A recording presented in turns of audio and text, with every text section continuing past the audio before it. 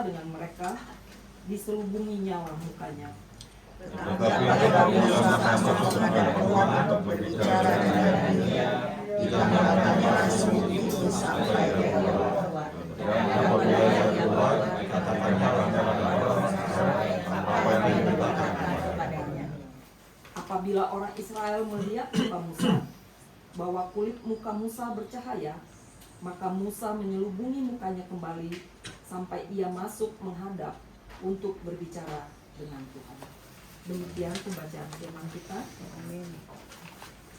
Sebelum kita bernyanyi, kita akan mendengarkan pujian dari paduan suara Sola Gracia.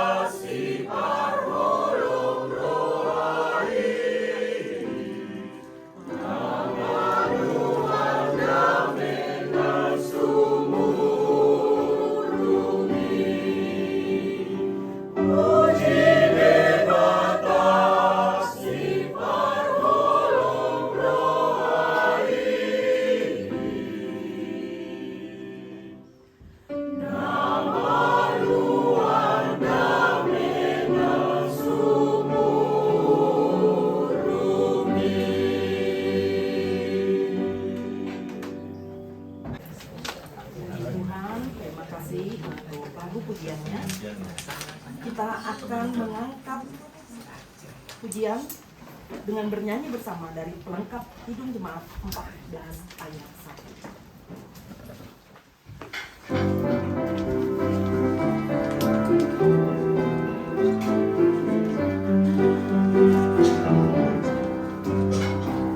Nyanyikan kasih setia Tuhan selamanya, selamanya. Ku nyanyikan kasih setia Tuhan selamanya, ku nyanyikan selamanya.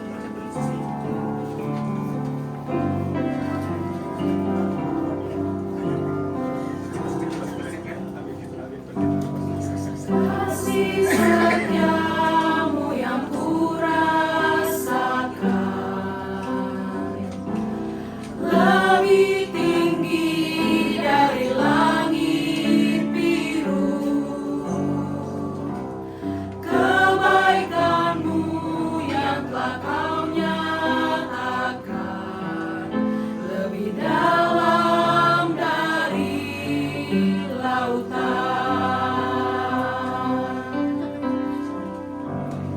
Berkat-Mu yang telah ku terima sempat membuatku terpesona. Apa yang tak pernah kupikirkan, itu yang Kau sediakan bagiku. Siapakah aku ini, Tuhan? Jadi biji mata-Mu. Dengan apakah ku balas Tuhan, selain puji dan sembah Kau?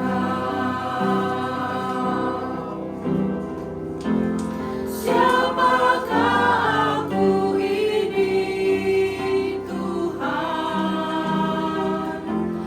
Jadi biji mata-Mu.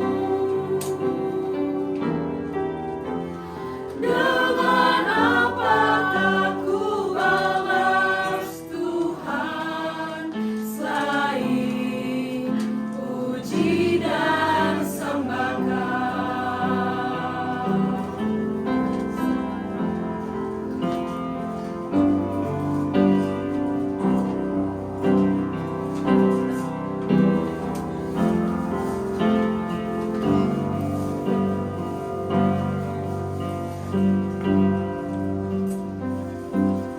Kasih setiamu yang ku rasakan lebih tinggi dari langit biru.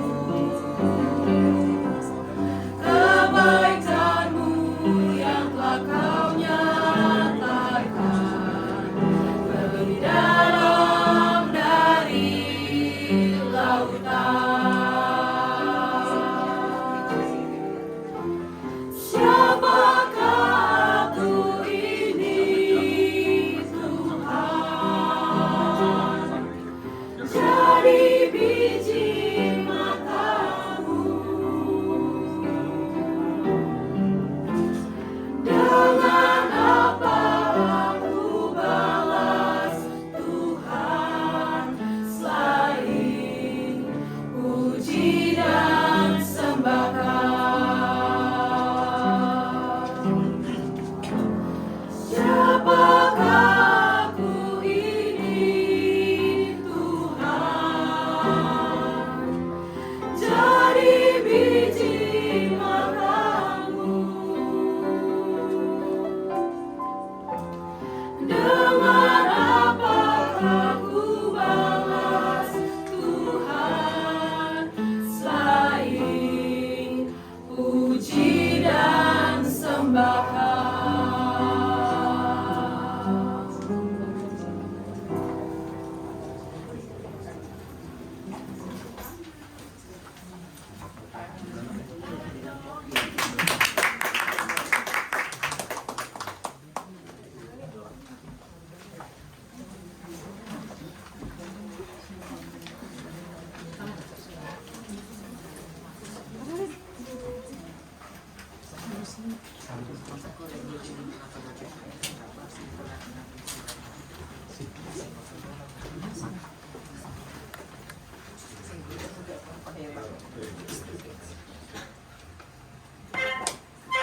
Mari kita berdoa. Damai sejahtera Allah yang melampaui segala akal, itulah kiranya menyertai hati dan pikiran saudara dalam Kristus Yesus Tuhan kita. Amin. Firman Tuhan bagi kita dari kitab Mazmur pasal 37 ayat 1 sampai 11. Saya akan membacanya bagi kita. Kebahagiaan orang fasik semu dari Daud. Janganlah geram terhadap orang jahat. Jangan iri hati kepada orang yang berbuat curang. Sebab mereka segera lisut seperti rumput dan layu seperti tumbuh-tumbuhan hijau. Percayalah kepada Tuhan dan lakukanlah yang baik. Tinggallah di tanah ini dan berlakulah setia. Bersukalah dalam Tuhan, maka Ia akan memberikan kepadamu hasrat hatimu. Serahkanlah jalanmu kepada Tuhan dan percayalah kepadanya, maka Ia akan bertindak. Ia akan menerbitkan kebenaranmu seperti terang dan hakmu seperti siang. Berdiam dirilah di hadapan Tuhan dan nantikanlah Dia. Jangan geram terhadap orang yang berhasil dalam hidupnya, terhadap orang yang melakukan tipu daya. Berhentilah marah dan tinggalkanlah panas hati itu. Jangan geram, itu hanya membawa kepada kejahatan. Sebab orang yang berbuat jahat akan dilenyapkan, tetapi orang yang menanti-nantikan Tuhan akan mewarisi negeri ini. Karena sedikit waktu lagi, maka lenyaplah orang fasik. Jika engkau memperhatikan tempatnya, maka ia sudah tidak ada lagi. Tetapi orang yang rendah hati akan mewarisi negeri ini dan bersuka karena kesejahteraan yang berlimpah-limpah. Demikian firman Tuhan bagi kita. Shalom bagi kita semua. Shalom. Demi ayat 11, maka kita perlu memperhatikan ayat 1 sampai ayat 10. Ayat 11, tetapi orang yang rendah hati akan mewarisi negeri ini dan bersuka karena kesejahteraan yang berlimpah-limpah. Jadi bukan hadiah ya, Bapak Ibu dan Saudara. Kelimpahan itu bukan hadiah, tetapi cara Tuhan yang harus diikuti oleh umatnya. Dan Tuhan pernah berkata dalam firman-Nya, kekayaan berasal dari Tuhan, kerja keras tidak menambahinya. Jadi dalam hal ini juga ada hal yang harus perhatikan, karena firman kalau bukan hanya sekali diberikan dan berulang, ada yang berulang di sini soal geram dan marah, berarti perlu diperhatikan. Karena penghambat sukacita adalah geram. LAI membuat kata geram dan marah. Pertanyaan bagi kita, mana kadarnya lebih parah? Geram atau marah? Mana lebih parah ini? Sama ya? Aduh. Kalau begitu kenapa dibuat beda ya? Satu di dalam. Satu di dalam. Iya. Nah, jadi kita mulai dari apa yang dimaksud Paulus kalau di Efesus, karena dalam hal ini sama, kemarahan itu berpengaruh kepada kehilangan logika karena akan berbuat jahat. Nah, jadi dalam Efesus berkata ternyata marah itu ada dua. Jadi ada tumos, ada orgi. Nah, itu dalam bahasa Yunani. Jadi tumos itu kita semua memilikinya. Bisa marah karena perbuatan yang janggal yang langsung beradaptan. Misalnya, tiba-tiba misalnya guru jemaat, saya langsung dorong dia marah. Bukan berarti sekali lagi emang marah. Semua seperti itu. Atau kita megang barang kita, ada orang langsung merampasnya, kita marah. Itulah tumos, marah karena sesuatu yang tidak adil, sesuatu yang tidak pantas, atau sesuatu yang mengejutkan kita, kita marah. Nah, jadi tumos ini anehnya dalam bahasa Yunani itu jenis kelaminnya feminim. Jadi kata di bahasa Yunani itu ada jenis kelaminnya. Jadi tumos, marah, itu jenis kelaminnya. Iya, seperti itu. Oh terbalik, maskulin. Jadi, tapi nggak ada hubungannya ini dengan laki-laki atau perempuan ya. Kata di bahasa Yunani ada jenis kelaminnya. Nah yang kedua orgi. Jadi orgi ini jenis kelaminnya perempuan. Ini marahnya nggak berhenti. Nah, nggak berhenti. Jadi katakanlah tadi tersinggung, tapi nggak berhenti. Nah, kalau tumos tadi marah, tapi langsung hilang. Nah, apalagi minta maaf kami, oh maaf ya, gitu dong, selesai. Nah, tapi kalau orgi, nggak selesai. Dan itu jenis kelaminnya feminim. Kata. Nggak ada dihubungkan dengan kalau perempuan marah nggak identik, nggak ada hubungannya ke situ. Siapapun bisa kemarahan yang nggak berhenti. Itulah yang mengakibatkan kejahatan. Marah yang tidak berhenti. Maka yang dilarang firman Tuhan bukan marah yang sekilas. Yesus marah, tapi sekilas. Tapi kalau kita pikirkan, kenapa Yesus marah? Memang Bapak Ibu dan Saudara, yang tidak disukai oleh Tuhan, wajib kita marah. Termasuk ke diri kita yang tidak melakukan apa yang dikehendaki Tuhan.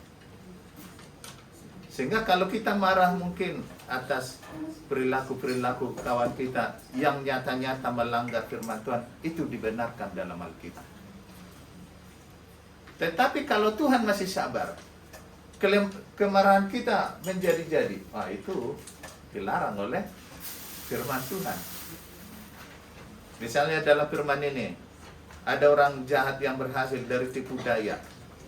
Tuhan melarang kita marah kepada mereka. Kenapa? Nah, ini salah satu contoh. Karena untuk perbuatan jahat memang sudah ada cara Tuhan ke sana. Jadi dalam arti kegeraman kita kepada orang jahat yang melakukan tipu daya, Tuhan mau berkata, keahlian dia tipu daya itu udah hebat. Mau sehebat apa lagi upaya manusia untuk memarahinya? Nggak bisa. Nggak sanggup kita. Tetapi ada kepuasan kita sekarang berkata bahwa mereka seperti rumput, mereka akan lisut. Sementara kita lihat, udah di mana dia? Udah lenyap. Jadi persoalannya kesabaran kita sanggup enggak menunggu Tuhan yang melakukan itu. Itu sebenarnya persoalan manusia.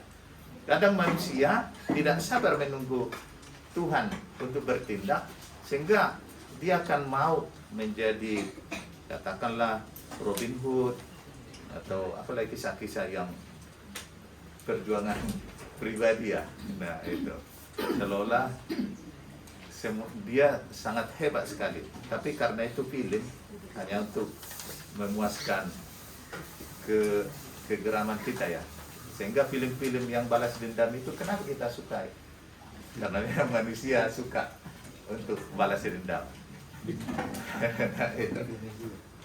Dia film India seperti itu ya. Jadi film-film yang balas dendam kok bisa ya? Saya pernah mencoba mengikuti film balas dendam. Kok bisa senang saya mengikutinya ya? Nah itu aslinya sifat kita. Ada balas dendam ya. Nah, karena keinginan balas dendam itu dalam kenyataannya tidak sanggup, sehingga ada yang menyanggupkan balas dendam, kita merasa dipuaskan. Tapi itu dilarang oleh firman Tuhan. Itu sebenarnya keadaan firman ini. Ternyata semua kemarahan-kemarahan itu mengakibatkan bagaimana kita akan bersuka kepada Tuhan. Nah itu di ayat 4 tadi. Kalau di terjemahan lama, bersukacitalah di dalam Tuhan. Karena itu penentu juga Tuhan akan peduli kepada keinginan hati kita. Bapak Ibu dan Saudara, yang merusak ibadah apa? Termasuk marah. Jadi jangan marah di gereja. Sia-sia Bapak Ibu mulai awal sampai akhir nanti beribadah. Karena tidak ada bersukacita. Memang kita dapat dari awal sampai akhir kita beribadah. Kita di situ. Tapi geram kita nggak selesai. Terus terang, kita sedang menuju kepada saat kehampaan. Saya pernah dibawa pesawat karena ada turbulence, akhirnya dinaikkan ketinggian. Bisa kayak seperti itu. Mana pilot kita? Jadi masalahnya apa? Kurang oksigen. Masalahnya apa? Telinga saya betul terganggu. Kayak disedot dia. Sakit sekali. Tapi udah itu tindakan yang terjadi. Jadi sehingga saya kaitkan kemarahan kita membuat kita tuli juga, nggak mau mendengar orang. Kita dibawa semakin tinggi emosi kita, sebenarnya kita makin sakit. Pertanyaannya, bisa nggak kita kendalikan ini? Pengendali dengan mendengar firman ini. Ternyata jangan terganggu hubungan kita kepada Tuhan. Nah, kita semua udah berpengalaman ini punya kawan yang tidak baik. Mau nggak duduk berdampingan dengan yang nggak disukai? Dalam koles itu nggak suka aku lihat itu. Atau mulai dari belakang jalan, di situ pula dia duduk. Terganggu, betul terganggu. Kalau Tuhan sekarang kebalikannya kepada kita, dilihatnya kita jadi terganggu, Tuhan datang. Sebenarnya ngeri. Bapak Ibu dan Saudara, kalau Tuhan jadi terganggu datang gara-gara sifat kita. Nah, kadang saya berpikir harus kembalikan kepada Tuhan supaya saya dapat maknanya. Jadi mengerikan sebenarnya kekristenan kalau masih belum bisa mengendalikan kemarahan itu, yang apalagi yang disebut orgi. Kalau Medan supaya mudah diingat ya, orgi itu orang gila. Memang orang yang marah orgi ini kayak orang gila, nggak kenal waktu, nggak kenal tempat. Kadang suami istri seperti itu dalam marahan, udah malu kita, malu sekalian. Nah, setelah puas dia marah, atau orang Batak bilang si buru puas si buru bakar. Kalau nggak puas sudah marah, betul apa enggak? Makin marah-marah. Jangan tersesat gara-gara istilah itu, sehingga biar kupuaskan sekalian. Enggak, makin marah-marah. Hati-hati Bapak Ibu dan Saudara. Kemarin di Naomi saya ajarkan itu, hanya ada satu jaminan kepuasan, yaitu berbahagialah orang yang lapar dan haus akan kebenaran, karena dia akan dipuaskan. Selebihnya nggak ada kepuasan. Kekayaan juga nggak kepuasan itu. Kesuksesan nggak kepuasan itu. Apa yang kita raih dunia ini tidak akan memuaskan, kecuali hanya satu, yaitu lapar dan haus akan kebenaran. Kita semua akan puas di sini selama kita lapar dan haus akan kebenaran. Dan saya juga puas, ramai sekali yang datang, karena pengaruhi tempat ternyata.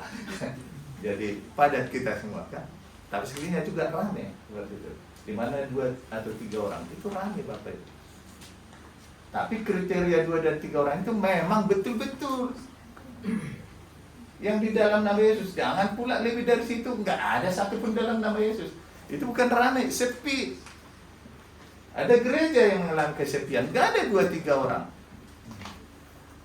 di dalam nama Yesus. Abraham ramai dengan sekelilingnya, tapi dia sepi. Ternyata tidak ada kawannya yang percaya. Hanya Abraham yang percaya. Sehingga Sodom dan Gomora harus lenyap. Seandainya ramai yang percaya, Sodom dan Gomora tidak ada, dimusnahkan. Tapi sepi, hanya Abraham. Keluarga juga sepi, karena apa? Mungkin hanya suami yang percaya, mungkin hanya istrinya yang percaya, mungkin hanya anaknya yang percaya. Sepi. Tetapi dalam firman ini juga diingatkan karena sesuai tema minggu itu yang hari Minggu kemarin itu, bahwa di sini mengasihi musuh. Memang awal permusuhan itu mau dibuka Alkitab secara terbuka betul-betul memang kemarahan. Nggak ada permusuhan tanpa diawali dengan marah-marah. Mau siapapun itu, mau sahabat karibnya, mau tetangganya, mau satu gerejanya, mau satu pekerjaan, mau satu keluarga yang langsung terhubung oleh darah, itu marah. Marah orgi ya. Karena apa? Tidak ada logika dipakai dalam orgi. Nggak ada. Cakap kotor salah nggak, Bapak Ibu dan Saudara? Salah. Dalam marah itu bisa terlontar. Menghina salah, dalam marah bisa. Makanya orang Batak bilang sobat-soban nasa potohon, molo muruk jolma ana sodohono. Semua bisa diungkapkannya. Dalam keadaan baik-baik, oh salah itu. Dalam keadaan normal, oh enggak bagus, melanggar etika nih. Tapi dalam marah, itu muncul. Kurang puas, ditambah lagi kadar yang menyakiti. Jadi marah itu merugikan. Kenal jidan. Iya. Harusnya yakin saya Piala Dunia milik Prancis waktu itu dipancing Italia lah. Iya, marah dia. Maka cara supaya marah terhubung dengan suatu harga, yaitu itonya yang dihina. Nah, kita mungkin punya Philadelphia, rasa kekeluargaan, dan jangan pernah itu disinggung orang. Kita bisa marah. Tapi kalau kita mengenal Kristus, mungkin ada waktunya marah, kan itu. Nggak harus saat itu. Akhirnya Zidane menanduk dadanya pemain Italia dan kartu merah lah. Harusnya dia pensiun pada saat itu dengan prestasi. Dan saya yakin pasti juara Prancis karena mereka lebih dari itu. Tapi kemarahan menghancurkan semuanya. Itu juga pergumulan kita semua. Kenapa orang cerai? Itu kan karena marah. Mana ada baik-baik. Aduh, kita udah bahagia selamanya. Udahlah dulu ya. Mana ada gitu. Karena memang kesetiaan akan diuji oleh masalah. Bapak Ibu, kalau betul kita percaya kepada Tuhan akan diuji oleh masalah. Sampai nyawa ujiannya. Maka kalau kriteria kita betul-betul percaya kepada Yesus, mati di dalam nama Yesus. Mau sekarang, mau besok, mau kapanpun, mau masalah apapun, mati di dalam nama Yesus. Dalam Alkitab, mana lebih berbahaya, kemarahan laki-laki atau perempuan? Waktu itu Isabel marah karena Nabot tidak memberikan kebunnya. Datang Isabel, gampang itu. Dalam geramnya, dia cari saksi palsu. Dan perempuan juga yang menyaksikan. Maka hukum rajamlah oleh masa kepada Nabot. Maka direbutlah kebunnya. Yang kedua, Herodias. Marah dia disinggung oleh Yohanes Pembaptis. Mengerikan loh. Kepalanya di atas baki. Tapi dalam keadaan marah, enggak ada seperti itu. Tapi dalam marah, semua bisa terjadi. Jadi hentikan kemarahan itu. Apakah dalam keadaan biasa yang lumrah? Tapi kalau sempat itu berlanjut, hentikan. Oh, ini dilarang Alkitab. Saya juga pernah marah, tapi saya tahu tidak akan melanjutkan itu. Karena saya akan jahat. Jadi kalau pernah kita ingat pengalaman kita marah dan itu berlanjut, ingatlah. Jujur ya, jujur. Strategi jahat sudah ada bagi kita. Awas nanti. Ini dua sahabat ini, satu keberhasilan karena marahan, maka karir kawannya dihentikan. Ngeri. Karena kemarahan yang berlanjut. Jadi kalau kawan kita setelah mendengar firman ini, kawan kita marah, wajib udah kendalikan diri. Jangan makin disemangati, kalau aku gitu, udah aku gini kan gitu. Makin dia. Naso tua udah besok nih. Katanya kan orang kadang menjadi penasihat yang sesat bagi sesamanya. Jadi GKP Menteng nggak bisa menjadi penasihat semakin menyesatkan. Langsung nggak bisa. Kita bisa masuk dari beberapa unsur. Misalnya dari marga. Lagi tambahkan tanno naruk somoni. Bisa dari mana-mana, dari satu asal. Misalnya saya dari Tarutung. Beda kita pertarutungan nusoni. Dari tanah Jawa, mana ada orang tanah Jawa kayak gitu. Jangan lagi itu. Mulainya, gitu. Jadi ada tips-tips karena memang kita sudah tahu efek dari kemarahan ini mempengaruhi banyak hal. Tetapi kalau kita sudah beres itu tentang kemarahan, berarti tentang kejiwaan kita ya. Nah, kita udah siap-siap menerima ayat 11 ini. Dan yang berikut memang jangan ada niat balas dendam. Apalagi orang yang sudah benar-benar jahat kepada kita. Jangan ada niat-niat balas dendam. Gak ada itu. Memang Tuhan tahu persis awalnya seseorang marah, latar belakangnya seorang marah. Tuhan tahu persis. Belum tentu yang jahat itu yang kita maksud itu memang sangat menyalahi di hadapan Tuhan. Belum tentu. Banyak orang jahat menurut kita dipakai Tuhan di sini dalam Alkitab. Dan banyak juga bukan bangsa pilihan diangkat Tuhan di Alkitab ini. Rut itu orang Moab itu. Dari mana dasarnya menjadi dari situ keturunan bahwa Yesus nantinya lahir? Enggak. Kalau Tuhan berkehendak, siapapun dipakainya. Makanya jangan marah kepada siapapun. Kalau Tuhan mengendakinya, kita nggak bisa apa-apain. Dan kita harus ingat apa kata Paulus. Siapa yang mau menjadi penasihat Tuhan? Jangan merasa bisa menasihati Tuhan. Harusnya Tuhan kan buat gini-gini. Waduh, hebat sekali dia. Jadi oleh karena ayat 11 ini yang sangat mahal ini, nah kita harus rela melatih.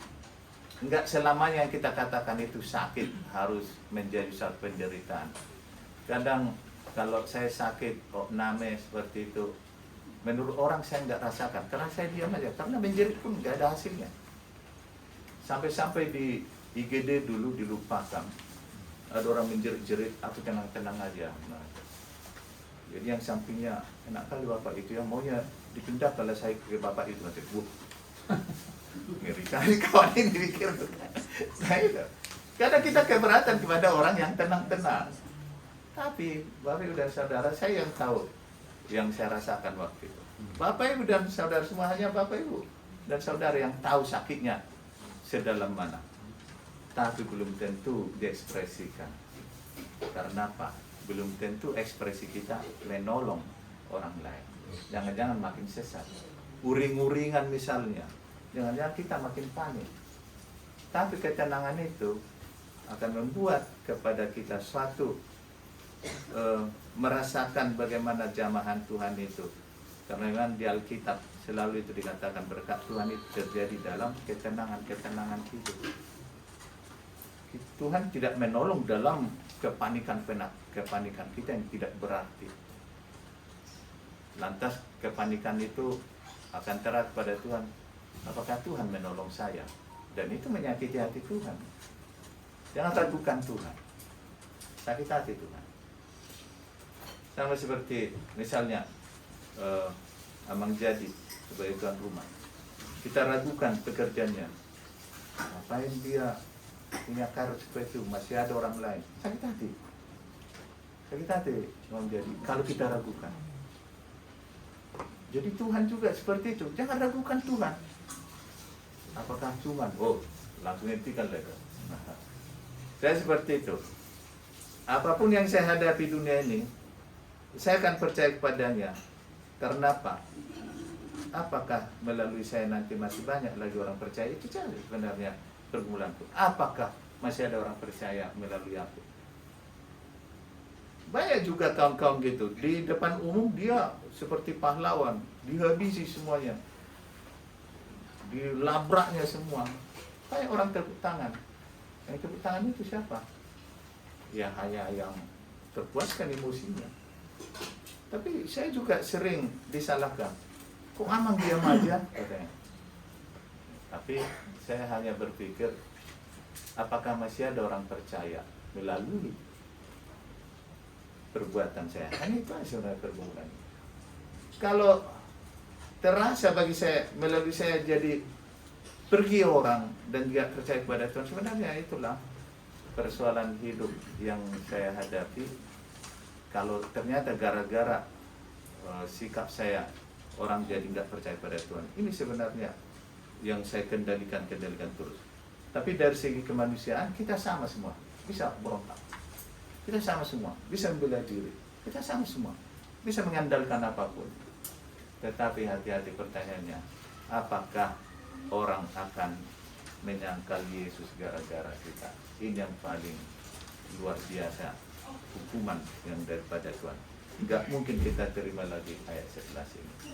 Nah, karena biasanya kita bisa tanya jawab atau diskusi melalui firman ini, maka akan serahkan ke Ibu Ida dulu, sambil supaya saya bisa duduk.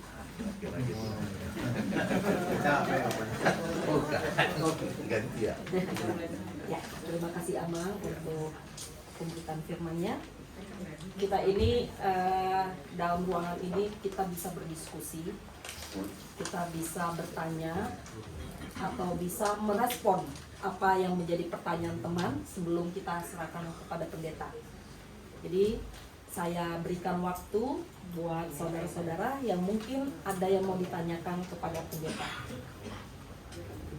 Nanti kalau kita nggak bertanya, nanti pendeta yang bertanya sama kita lebih susah lagi. Iya. Atau guru jemaat yang bertanya. Saya nggak bertanya, saya cuma berdoa aja. Roh Kudus ya. Ya, silakan. Terima kasih atas kesempatannya. Jadi yang ingin saya tanyakan,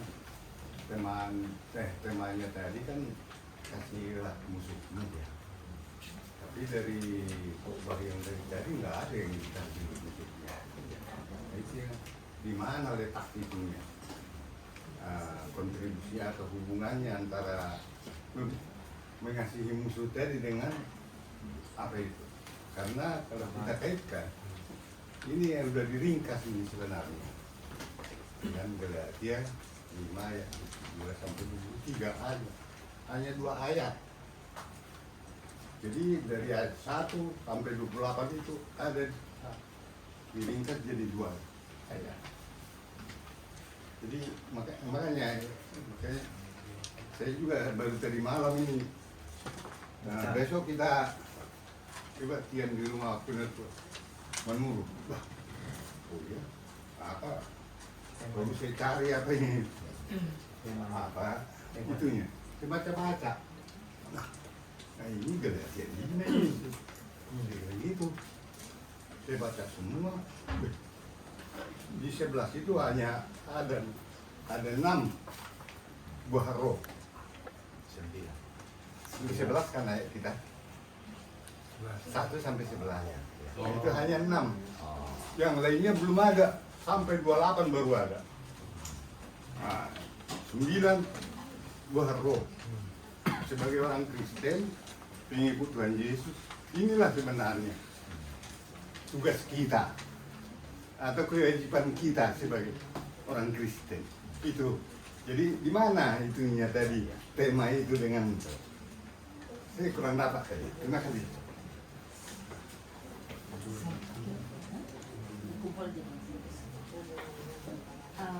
Kita kumpulkan dulu pertanyaan biar nanti Amang pendeta menjawab. Mungkin ada terkaitan pertanyaan pertama sama kedua atau selanjutnya.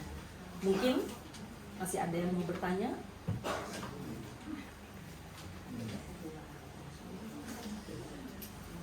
Oh ya, ya silakan bertanya Mbak.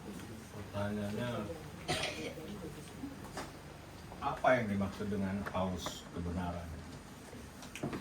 Atau contohnya, itu aja deh. Terima kasih.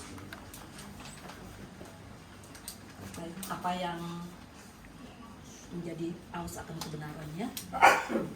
Pak LA tadi Ya, tadi karena nggak ditanya. Ya, saya kira memang Tuhan tahu apa yang ada di dalam hati kita.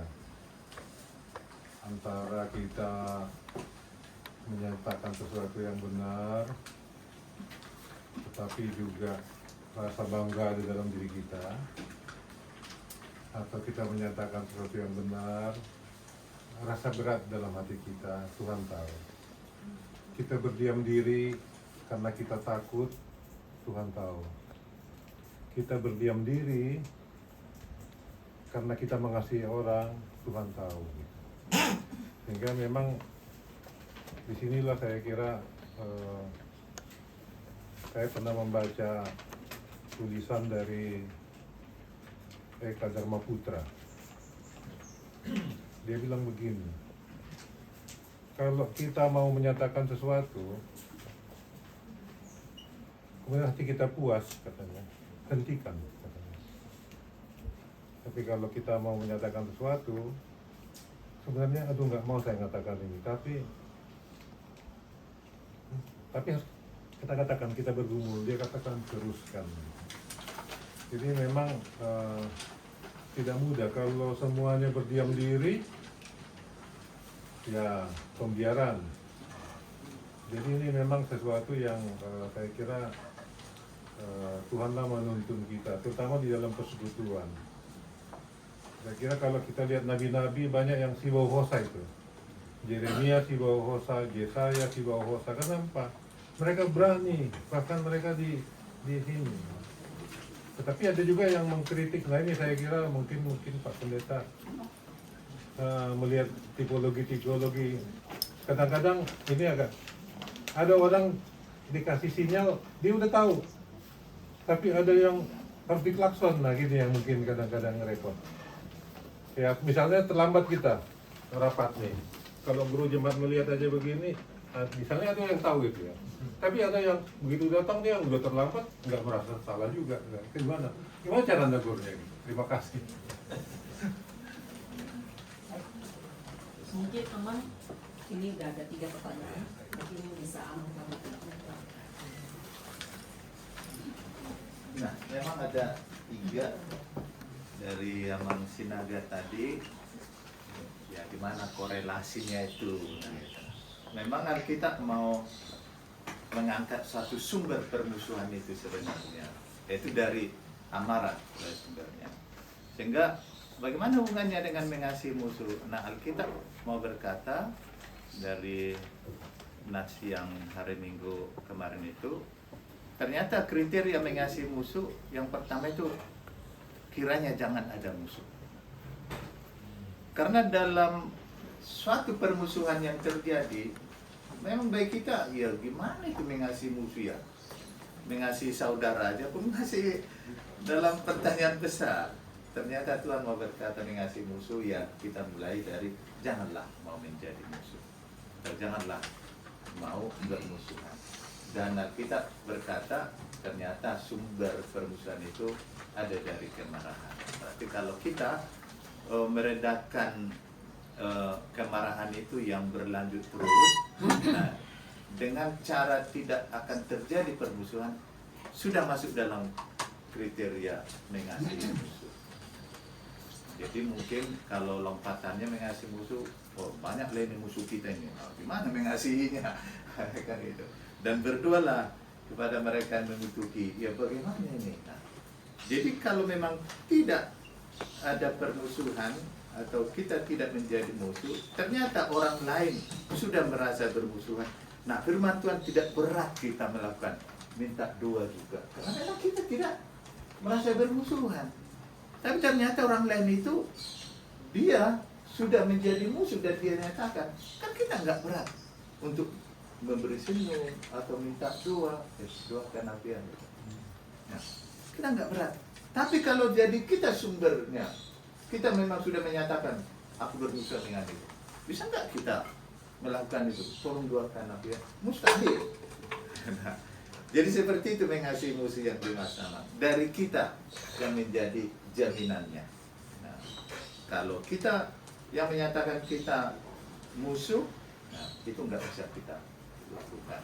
Nah, berkaitan dengan apa yang dikatakan atau ditanyakan Amang Tobing, Amang Theo, apa itu contoh-contoh haus akan kebenaran atau lapar dan haus akan kebenaran, itu konfliknya. Memang dalam lapar dan haus, kepuasan itu ketika kebutuhan laparnya dalam kehausannya yang ada air dan ada makanan. Nah, itu sebenarnya kalau secara logikanya kepuasan. Makanya resep yang paling enak adalah apa itu resep paling enak?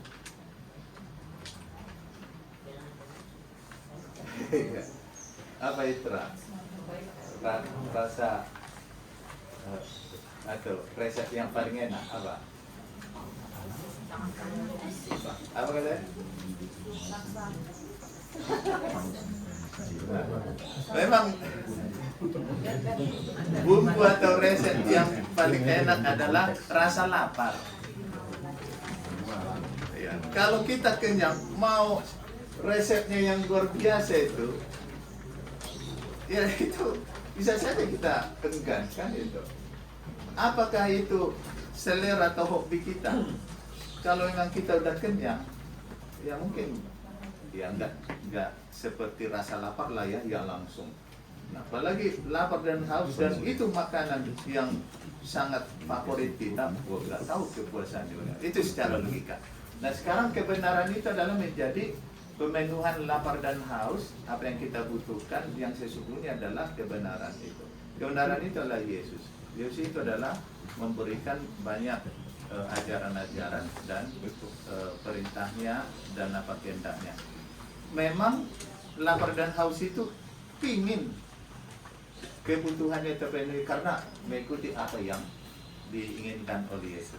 Nah, ketika kita juga salah satu firman yang paradoks itu, kalau seseorang menampar pipi kananmu, berikan pipi kirimu, itu kebenaran. Dan ketika itu terjadi, ada rasa lapar dan haus kita akan kebenaran, bukan kapan aku ditampar ya, bukan kayak gitu. Tapi kenyataannya itu terjadi dan kita ingat firman Tuhan dan itu terlaksana, ada kepuasan. Nggak tahu rahasia kepuasan yang diberikan Tuhan itu dari sudut mana. Tapi ketika kita sudah melakukan apa yang firmankan Tuhan itu, kok bisa enak sekali hidup ini ya? Nah, gitu. Ampunilah siapapun, kata Tuhan. Kita mengampuni. Kok bagaimana kok saya bisa segar ya gitu? Nggak tahu cara Tuhan melakukan itu. Jadi kepuasan itu, rasa lapar dan haus itu adalah bagaimana kita juga sudah sungguh-sungguh mau melakukan firman Tuhan. Kira-kira seperti itu. Nah, dari Amang LA juga seperti itu. Memang Tuhan tahu segala sesuatu yang akan terjadi, sehingga kehidupan yang sungguhnya bagaimana mempercayakan diri sebenarnya kepada Tuhan. Terus terang Bapak Ibu dan Saudara, kita diam memang ada justru sudah tahu firman Tuhan, tapi ada juga memang merasa nggak punya kekuatan. Nah, ya udahlah, mau diapa-apain pun terserah, mau gimana aku lakukan. Nah, gitu. Semuanya Tuhan mengetahui itu. Tapi ketika kita sudah masuk kepada percaya kepada Tuhan, kenyataan-kenyataan yang kita hadapi, apakah kita memang disuruhnya untuk melakukan sesuatu yang sangat berat itu, ya kita siap-siap aja dipakai Tuhan. Tapi sehebat apapun menurut kita, tapi Tuhan tidak menghendaki kita untuk ke depan menghadapi itu, ya kan jangan kecil hati. Dan iblis kan selalu bekerja terus. Kau nggak dipakainya, katanya dibisikkan lah kan, sudah mengecilkan hati kita. Di sana kau dibutuhkan ya, katanya. Jadi banyak strategi iblis yang harus kita cerna. Dan kenapa kita peka terhadap hasil? Karena memang kita udah sungguh-sungguh percaya kepada Tuhan. Peka kita sebenarnya. Kalau belum sungguh-sungguh percaya, nggak peka kita. Peka ya, mudah merasa, bukan peka. Peka, ya, mudah. Tahu kita, karena nilai Roma 12 ayat 2 itu, jangan menjadi serupa dengan dunia ini, sebenarnya itu mau menormalkan hidup kita secara rohani, menormalkan, sehingga orang yang saya sudah mengambil ilustrasi itu yang pakai baju putih, nah sedikit aja tumpah kopi atau teh, dia udah beli satu-satu, padahal sedikit. Masih banyak sebenarnya yang putih kan, di punggungnya putih semua, tapi sedikit aja. Atau dulu kan tinta cair zaman dulu, lupa tutupnya itu terbalik, maksudnya, ada lingkaran gitu. Nah itu gelisah sekali, padahal hanya sedikit loh secara logika. Oh baru sedikit nodanya, kan gitu sebenarnya. Tapi pemilik yang baju yang merah putih itu jangan-jangan nggak mau lagi makainya, dan masih berapa banyak lagi, hanya 0,sekian% itu. Sehingga orang yang sungsung memiliki, sudah percaya kepada Tuhan, noda sedikit pun sebenarnya dia sangat gelisah. Banyak orang sana kesalahannya luar biasa, nggak apa-apa. Ya karena bukan seperti itu keadaannya. Makanya kalau saya misalnya pakai baju hitam, tumpah kopi kan nggak kelihatan itu, yang dasarnya hitam. Jadi kehidupan yang gelap juga, soal kegelapan ya nggak ada masalah bagi dia, orang di situ keadaannya. Sehingga kita harus siap-siap kesalahan kecil yang kita lakukan ditegur orang, ya kita harus berkenan juga. Masa aku kesalahanku begitu udah ditegur? Enggak, berarti komunitas kita sekarang sudah di dalam keadaan putih, sehingga kesalahan sedikit bisa kita ditegur. Nah, tapi kalau dibiarkan seperti yang dibilang tadi, udah masalahnya besar dibiarkan, jangan-jangan komunitas kita dalam kegelapan ini, sehingga ada pembiaran-pembiaran seperti itu. Akhirnya hikmat Tuhan lah yang akan menjadikan kita, gerakan-gerakan Tuhan lah sebenarnya yang kita kedepankan, karena memang manusia dalam keinginannya ingin mau mengedepankan segala apa yang dirancangnya. Tapi sekali lagi, biarlah juga kepentingan Tuhan lah dulu kita kedepankan. Makan kita nanti.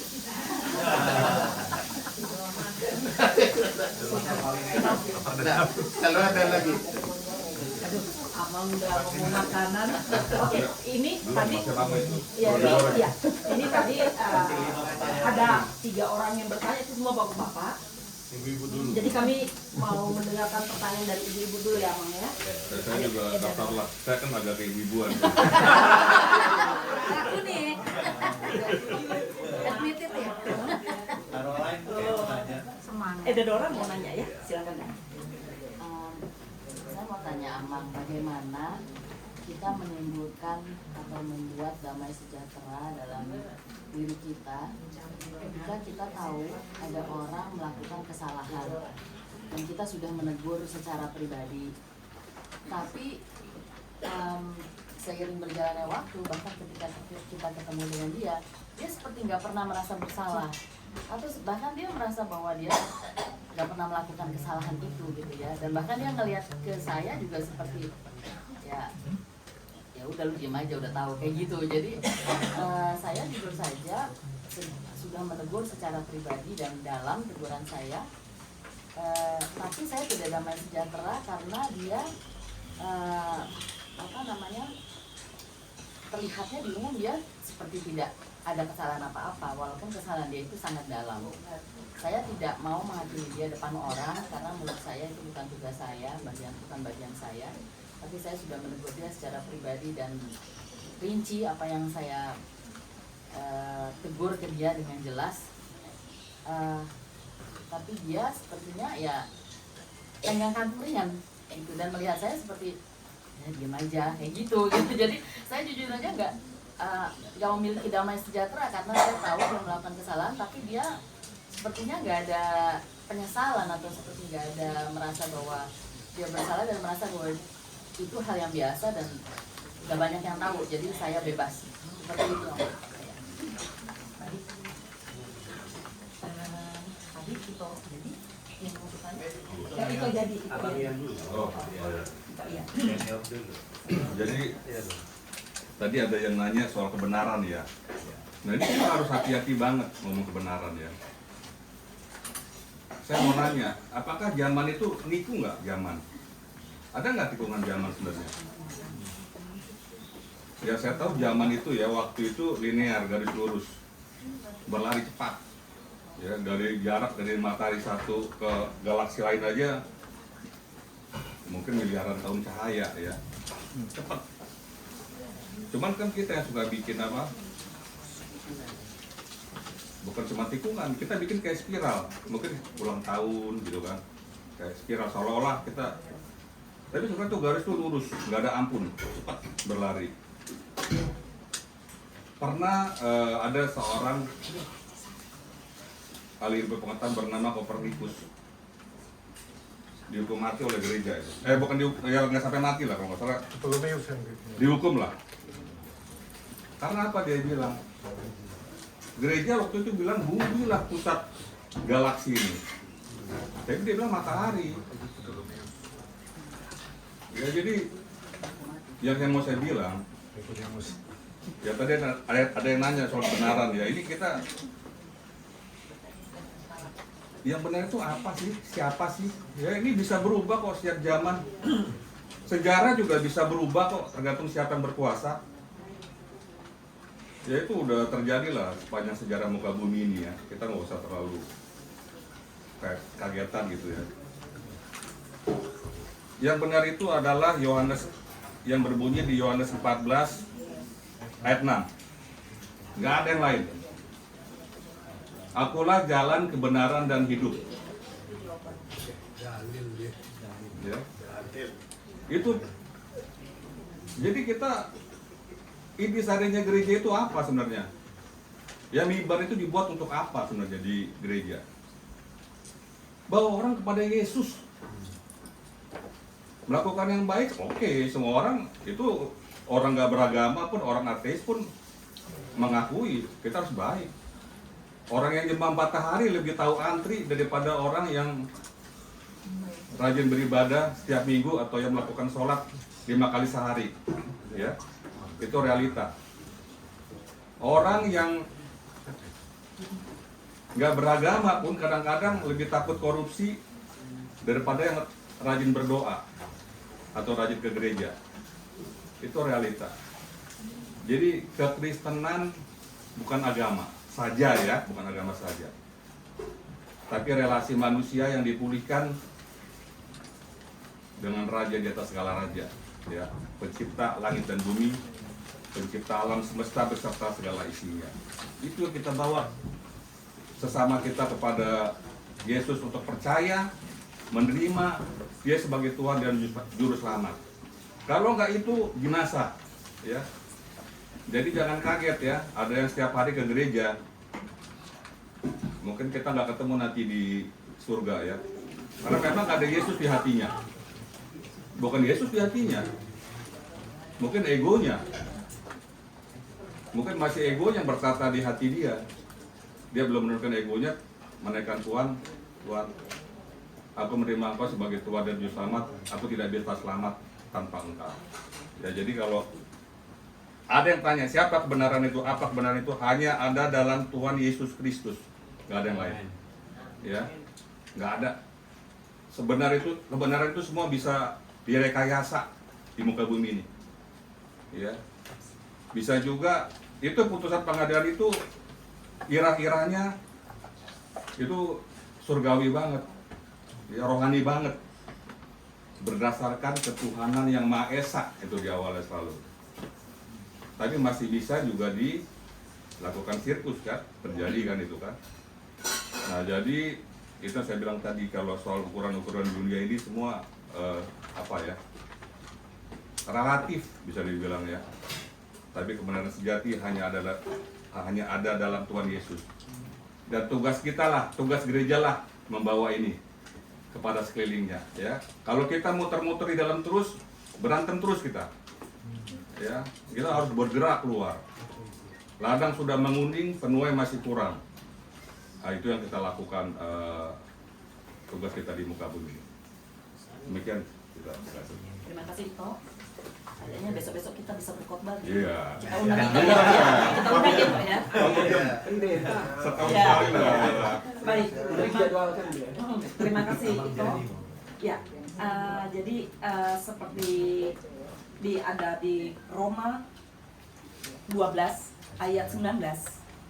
Saudara-saudaraku yang kekasih, janganlah kamu sendiri menuntut pembalasan, tetapi berilah tempat kepada murka Allah.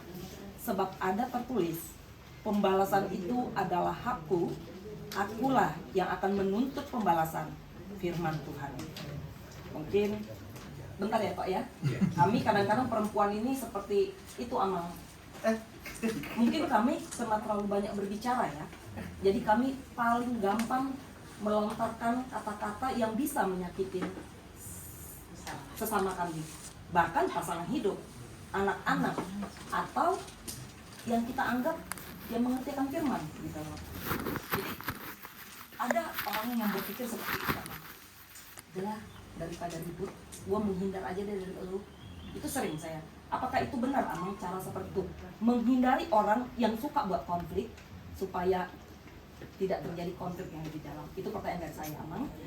Mungkin itu jadi singkat aja silakan Pak. Saya nggak bisa bebas rumahnya nih. Mungkin karena makan sudah selesai Amang, singkat aja. Iya, shalom bagi kita. Ini pertanyaannya tajam-tajam ya. Tapi mungkin ada 2 poin ya. Tadi Bang Ian juga udah expose bahwa siapakah kebenaran itu gitu ya, udah clear, itu kayaknya kita semua tahu. Yang kedua tadi, karena tema kita hari ini adalah mengasihi musuh gitu. Tadi Ito Ida baru mention mengasihi teman dekat kita atau saudara kita atau istri kita mungkin atau anak kita juga kita kesulitan gitu ya. Jadi apalagi mengasihi musuh gitu. Jadi poinnya adalah tadi yang udah di point out sama Bang Ian sih, bahwa Kristus sudah mati di kayu salib untuk kita gitu. Jadi penderitaan, caci maki ataupun pelecehan mungkin yang yang kita rasakan nggak bisa kita bandingkan dengan penderitaan Kristus untuk kita yang harusnya menggantikan dia. Kita harusnya binasa gitu. Tapi kita diberikan anugerah untuk boleh menikmati keselamatan itu. Bukan karena kebaikan kita kan, karena kita semua tadi udah dikatakan Roma 3:23, semua orang telah jatuh ke dalam dosa dan telah kehilangan kemuliaan Allah gitu.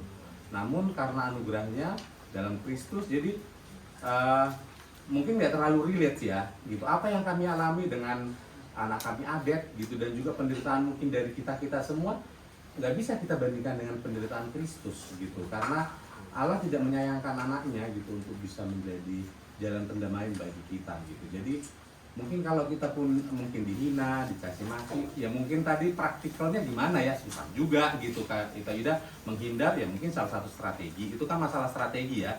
Tapi ini kalau masalah theologikalnya kan clear gitu. Tapi mungkin practical daily-nya di dalam kehidupan berjemaat, persekutuan itu sesuatu memang yang kita juga hari lepas hari itu butuh anugerah Tuhan gitu. Butuh anugerah itu, anugerah cukup bagi saya gitu.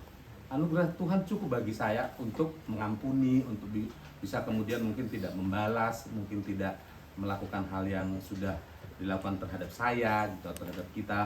Mungkin itu sih kurang lebih gitu Amang dari kami. Terima kasih. Baik Amang, mungkin bisa ditanggapi. Memang ini menyangkut damai di hati ya. Jadi memang kalau standarnya damai di hati, kalau berbagai standar kita lakukan, berarti standar sesuai yang kita maksud akan terpuaskan ketika hal itu terjadi seperti standar yang kita inginkan. Namun sekarang firman Tuhan berkata ternyata diri kita bukan milik kita lagi. Bagaimana Tuhan yang sudah memiliki kita, sehingga standar damai sejahtera bagi kita itu harus masuk kepada standar yang diinginkan Kristus. Bagaimana Yesus itu selalu ada di dalam hati kita, jangan diserobot oleh hal-hal yang lain. Nah betul, tugas kita juga menegur dan firman Tuhan melakukannya. Tapi Tuhan tidak pernah menuliskan di Alkitab bahwa teguran kita harus berhasil, tidak. Tetapi teguran kita kepada orang jahat sekalipun adalah cara kita menyelamatkan dia. Dan kalau dia tidak berubah, dan itu dijamin Alkitab bahwa darahnya tidak tersentuh kepada kita. Nah, tapi karena kita membiarkan kejahatan itu, tidak kita tegur, matilah orang jahat ini. Nah, kepada kita juga akan ditanggungkan darah orang jahat itu. Jadi apa yang mau kita katakan, suka atau tidak suka, kata firman, tegurlah. Tepat atau tidak tepat waktunya, beritakan firman itu, suka atau tidak suka. Nah, kalau begitu apa yang menjadi bahagian kita, kedamaian kita? Nah, kesejahteraan kita sudah kita lakukan apa yang telah diperintahkan Tuhan. Nah, jadi artinya kalau dari selama ini jadi kegeraman yang terjadi, ya memang mungkin lebih tepatnya jika orang tidak berubah, kita juga bisanya berubah, kan gitu. Nggak harus kita paksa orang lain. Jadi itu mungkin salah satu pertanyaan dari banyak mewakili kita sebenarnya. Sehingga ketergangguan kita akan terjadi karena kerinduan kita yang sebenarnya seseorang berubah, tapi ternyata tidak. Ya, jadi kita latihlah diri kita bahwa kita sudah memberikan kontribusi demi kebaikan itu, ya Inang ya. Kalau masih gelisah, hari ini harus diselesaikan. Nah, tadi ada masukan dari Abang Ian dan itu luar biasa, dan masukan dari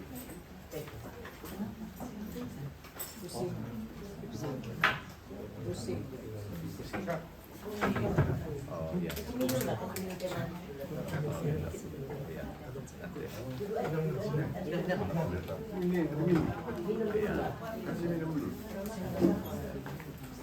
Ngantuk dia itu karena libur. Nah, jadi masukan dari Pak Jadi itu juga sangat luar biasa. Artinya diskusi kita ini sekarang sudah masuk kepada kita akan masuk ke yang dimaksud Tuhan. Bagaimana kita tidak menjadi musuh. Nah, gitu. Karena kalau sudah menjadi musuh, seperti yang saya katakan tadi, apakah itu istri sendiri? Apakah itu suami sendiri? Kalau sudah terjadi permusuhan, memang kita akan berat ini melakukannya. Sehingga mengalah itu kadang salah satu jalan yang terbaik juga, mengalah. Karena mengalah bukan kalah ya. Nah, mengalah bukan kalah. Kenapa kita mengalah? Karena ada hari esok. Itu aja sebenarnya. Kenapa kita mau mengampuni? Karena masih ada hari esok. Kenapa kita sabar? Karena masih ada hari esok. Kalau memang besok kiamat, ya selesaikan sekarang. Nah, gitu kan. Iya. Jadi Bapak Ibu dan Saudara, Tuhan juga mengizinkan kita merasakan sebenarnya. Kalau saya tersinggung, kalau saya sakit hati, Tuhan juga mengizinkan itu. Jangan-jangan saya berpikir, ya Yesus juga merasakan hal itu, tapi kenapa dia sanggup? Karena ada tujuannya itu sebenarnya. Jadi kita yang hidup ini kalau ada tujuan, terkendalinya semua. Misalnya kita tadi tujuannya mau ke sini, kan terkendali jalan itu. Menggiurkan rest area, menggiurkan untuk ada mungkin tempat yang ini. Tapi kita udah tujuan di sini, kan kita abaikan itu semua itu. Jadi orang yang sudah punya tujuan hidup, ya akan terabaikan semua. Tujuan hidupnya kerajaan surga, bahwa dia pewaris surga, ya kan terabaikan semua kepentingan-kepentingan dunia sebenarnya. Dan tidak akan terpengaruh oleh jerak-jerak dari dunia ini. Misalnya Amang Ian tadi, bisa saja orang rohaniwan tergiur kepada kenikmatan dunia, mau korupsi dan yang lainnya. Dan memang Bapak Ibu dan Saudara, kalau saya udah tergiur ke dunia, itu keinginan dunia ini, supaya jangan ada lagi orang yang percaya kepada pendeta. Jadi kalau sempat saya tergiur di Menteng untuk melakukan sesuatu, itu strategi iblis supaya orang Menteng jangan percaya pada pendeta. Jadi makanya saya juga biarlah menjadi korban atas keadaan-keadaan yang mungkin mengganggu dan tidak akan terlibat dalam kepentingan dunia, supaya jangan ada orang yang menjadi kecewa, jadi jauh. Jadi saya juga nggak pernah memang memastikan orang masuk surga atau tidak, nah itu karena apa? Karena di Alkitab juga tadi yang kita baca bahwa Tuhan baik kepada semuanya. Diberi hujan, matahari kepada orang jahat, kepada orang baik, semuanya. Diberikan semuanya. Dan saya percaya Tuhan punya maksud juga dalam kejahatan yang bisa saja pelakonnya oleh beberapa. Bisa saja. Nah, karena apa? Tuhan bukan mau berpihak kepada yang jahat, enggak. Kadang kejahatan dari seseorang itu juga akan menjadi peringatan bagi orang lain atas bagaimana efek-efek yang akan terjadi. Waktu retreat PP ada itu suatu film, nah membantu ini memang membantu, bukan memastikan bahwa di kisah ini akan seperti itu. Jadi seseorang yang tidak percaya kepada Yesus, ateis, tapi waktu ditabrak salah satu napasnya, baru di situ dia mengaku, saya percaya kepada Yesus. Nah, baru mati. Nah, itu. Nah, jadi itulah film waktu itu yang di retreat PP ditampilkan. Nah, jadi saya tahu bahwa kesempatan memang diberi Tuhan karena kasih-Nya kepada kita, sehingga saya tidak mau menghakimi seperti yang lainnya. Ini mengerikan sebenarnya waktu di sinode. Saya nggak usah memberitahu siapa itu orangnya. Saking marahnya kepada pendeta, tapi udah mati dia sebenarnya. Dia bilang ini, kenapa ada neraka? Supaya pendeta masuk ke sana, katanya. Kan ngeri juga. Tapi itu kan bahasa kemarahan, dan dia sudah mati. Nah, dan kisah kematiannya pun gak enak kita dengar. Nah, kira-kira itu. Artinya jangan sempat kita terlanjur, ya, mana orang yang masuk surga, mana yang masuk neraka. Janganlah, itu harus kita hindari. Tapi buat kita semua dikasih Tuhan dan semua masuk surga. Biarlah kosong neraka itu. Nah, itu kata Calvin sebenarnya. Dan kalau bisa yang dari neraka kita raih lagi untuk masuk surga, itu katanya. Tapi kan tidak mungkin. Kalau sudah masuk neraka nggak ada lagi perubahan. Tapi saking kasih Calvin kepada orang banyak, sebenarnya kalau bisa yang dari neraka pun kita raih lah, katanya sebenarnya. Nah, jadi kekuatan itu yang luar biasa. Nah, ada lagi Bapak Ibu dan Saudara? Nah, mungkin jawaban yang saya berikan tidaklah mungkin menjadi suatu apa ya yang menyenangkan sempurna, tidak. Supaya ada bahan diskusi kita lagi. Ya, biarlah hari ini tidak pas, supaya besok juga kita paskan semuanya. Ya. Oh ya, Ferry, ya. Oh iya.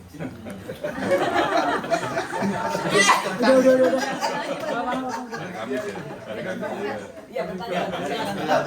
Nanya dari apa yang emang dijelaskan,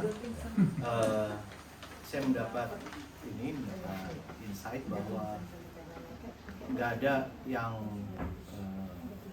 jadi kalau kita tidak mengasihi sebenarnya memusuhi.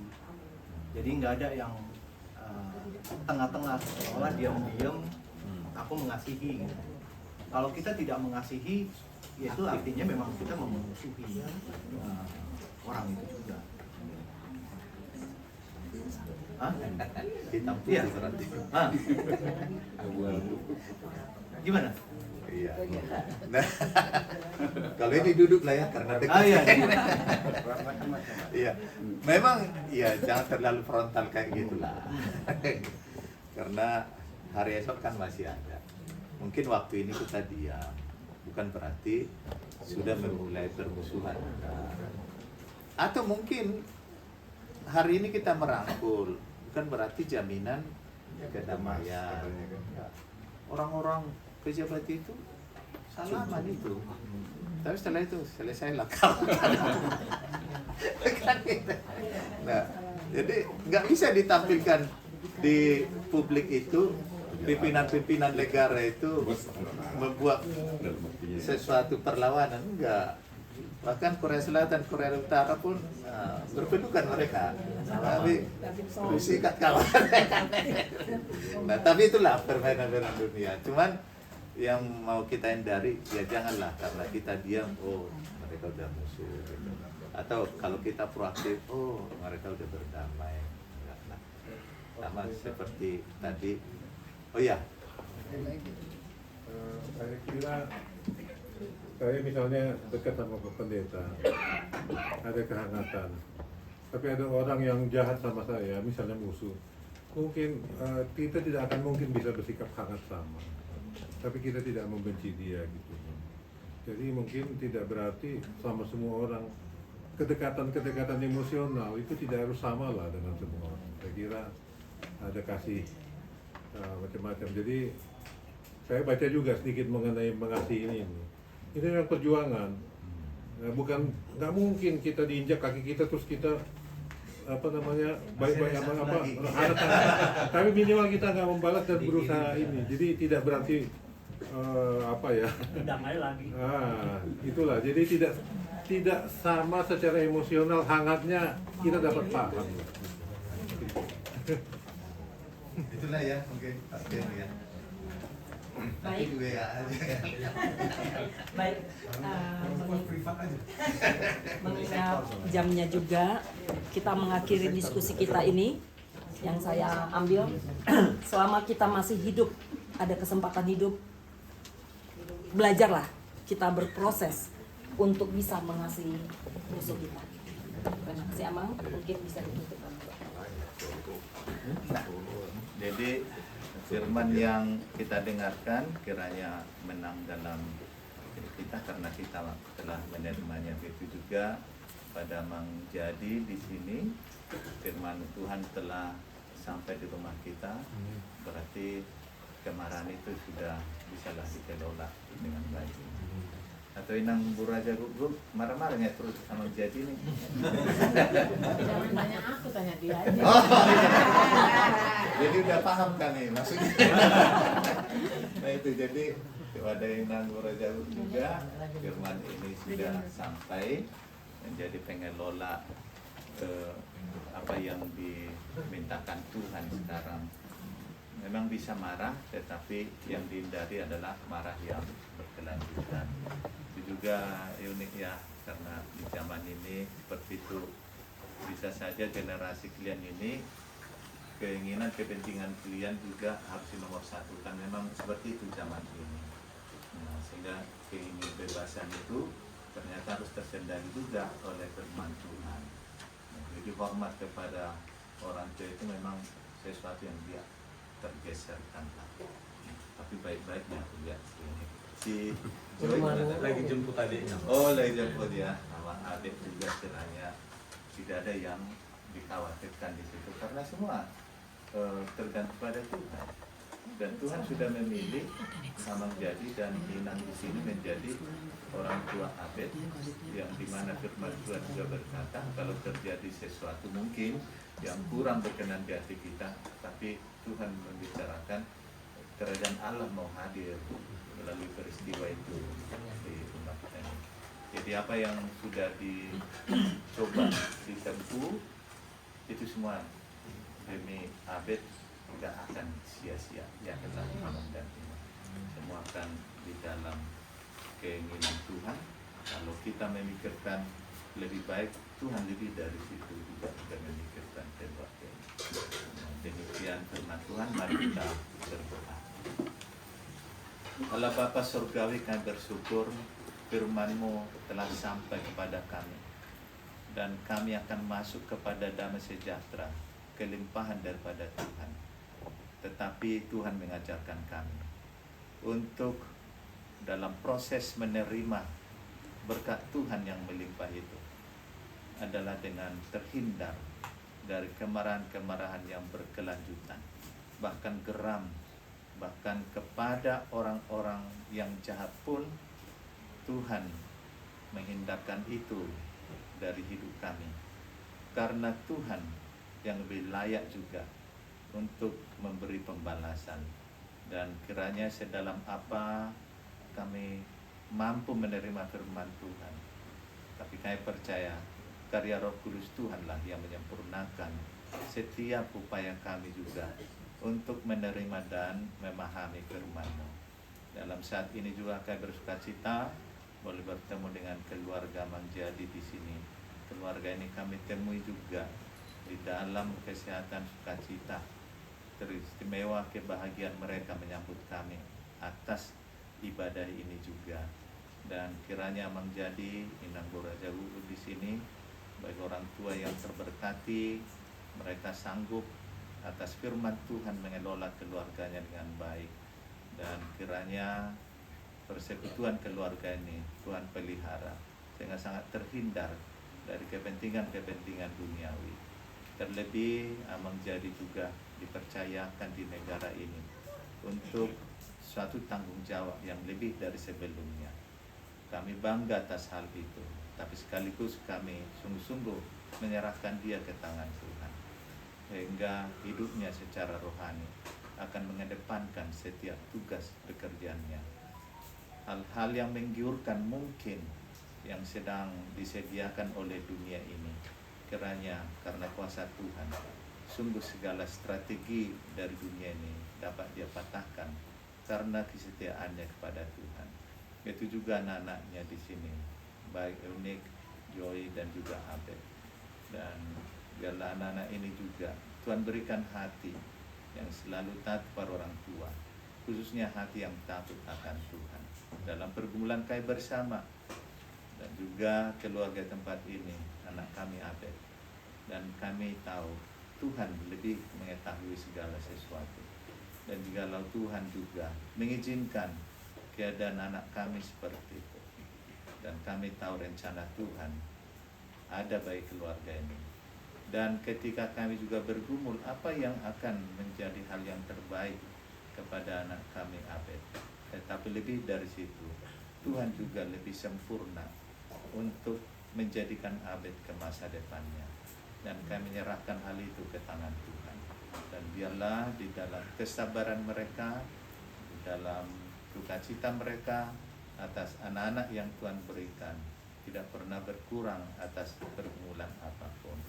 Terpujilah nama Bapa dalam Kristus Yesus. Kami berdoa dan mengucap syukur. Amin.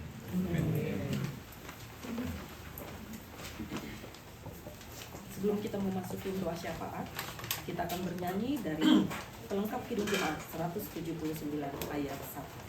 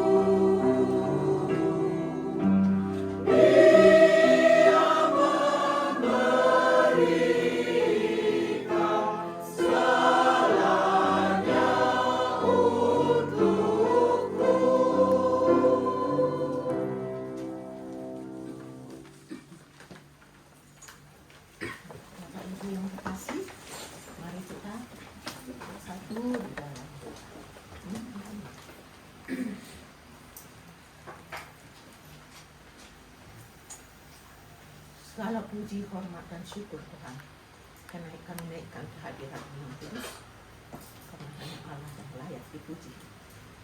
Kami bersyukur ya Tuhan, siang hari ini Bapak, kami boleh beribadah sektor, yaitu sektor 4 daerah kami, bersama saudara-saudara kami sejemaat yang bukan sektor 4.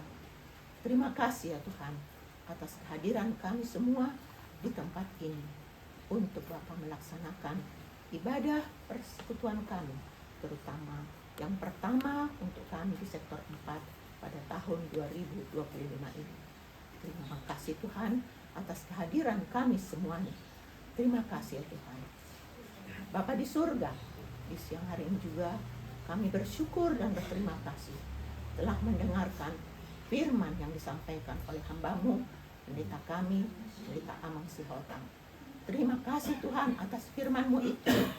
Biarlah Tuhan firman-Mu itu menetap di hati kami, dan juga Bapa boleh Engkau yang menyempurnakan semua firman itu di hati kami, agar firman itu Tuhan boleh Bapa kami laksanakan di dalam kehidupan kami dengan Tuhan yang menolong kami. Oleh karena itu Bapa, penuhilah kami senantiasa dengan Roh Kudus-Mu, agar kami bisa Tuhan menjalankan kehidupan kami, mendapatkan kedamaian hati yang daripada Tuhan, mendapatkan kerendahan hati yang daripada Tuhan, sehingga kami ada sukacita menjalani kehidupan kami hari lepas hari bersama Tuhan. Terima kasih Bapa yang baik. Bapa di surga, pada kesempatan ini kami berdoa Bapa untuk daripada doa syafaat kami, terutama Tuhan, kami mau berdoa untuk jemaat kami yang sakit. Engkau mengetahui Bapa, begitu banyak yang sakit. Tuhan, kami tidak dapat menyebutkannya satu persatu. Engkaulah yang hadir bersama mereka Tuhan, memberikan semangat untuk kesembuhan. Berkati semua usaha penyembuhan yang dilakukan oleh keluarga, agar mereka semua sembuh Tuhan.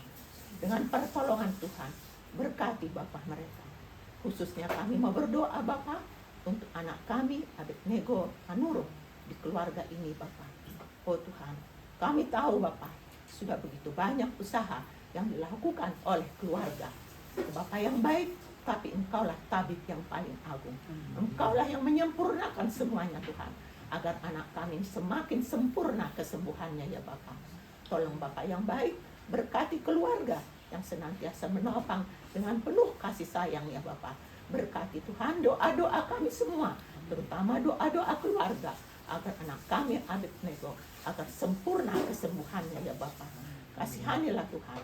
Terima kasih Bapa, terima kasih ya Bapa yang baik. Bapa di surga, kami juga Tuhan mau berdoa untuk pergumulan daripada jemaat-Mu. Engkau yang lebih tahu Tuhan daripada pergumulan jemaat-Mu, pribadi lepas pribadi. Namun Bapa, kami juga akan mendoakan yang kami tahu ya Bapa, yaitu di sini Tuhan. Kami akan berdoa bagi jemaat-Mu yang merindukan pekerjaan ya Bapa, yang belum mendapatkan pekerjaan. Berikanlah pekerjaan kepada mereka sesuai dengan kemampuan mereka ya Tuhan, sesuai dengan talenta mereka. Bapa, kami juga mau berdoa untuk daripada anak-anak kami yang sudah cukup umur untuk mendapatkan pasangan hidup. Pertemukanlah Tuhan pasangan hidup mereka yang seiman dengan kami, sepadan ya Tuhan, agar mereka boleh membentuk rumah tangga Kristen yang penuh damai sejahtera. Kami juga mau berdoa Bapa untuk anak-anak kami yang merindukan keturunan.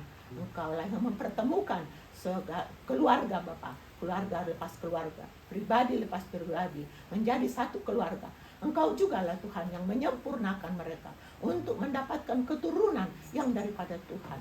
Berkatilah mereka berdua, jamaah tubuh mereka berdua Bapa, agar mereka boleh mendapatkan keturunan. Terima kasih Bapa. Kami juga mau berdoa untuk daripada keluarga-keluarga yang ada masalah di tengah-tengah keluarga. Bapa di surga, Engkaulah yang menjadi kepala di tengah-tengah keluarga Tuhan. Engkaulah yang berbicara kepada mereka. Berikan kedamaian hati kepada semua keluarga. Dan juga kami mohon, berikanlah saling pengertian ya Bapa, saling dapat memahami satu sama lain, sehingga Bapak suara Tuhan boleh terdengar di setiap rumah tangga, sehingga ada damai sejahtera di setiap rumah tangga anggota jemaat kami ya Bapak yang sedang ada masalah dalam pergumulan keluarga. Tolonglah Tuhan, berkatilah mereka semua. Terima kasih Bapak yang baik. Kami juga mau berdoa Bapak untuk bangsa dan negara kami. Bapak yang baik, kami sudah mempunyai presiden yang baru, Bapak Presiden Prabowo ya Tuhan.